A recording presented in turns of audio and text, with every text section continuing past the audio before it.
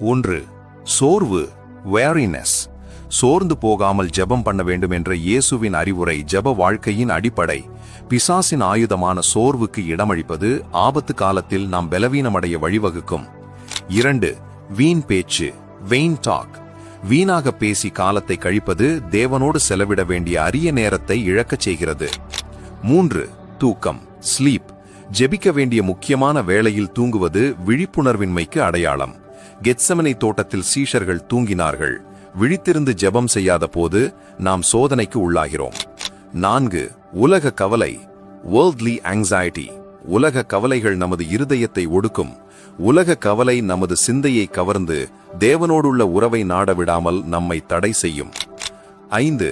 அதிக வேலை excessive work.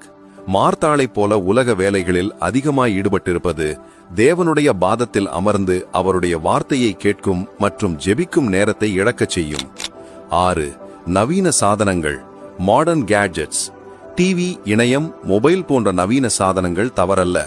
ஆனால் இவற்றிற்கு நாம் அடிமையாவது அல்லது இவற்றை அதிக நேரம் உபயோகிப்பது நமது ஜெப நேரத்தை அபகரித்து ஆவிக்குரிய வாழ்வை பாதிக்கும் ஒரு முக்கியமான தடையாகும்.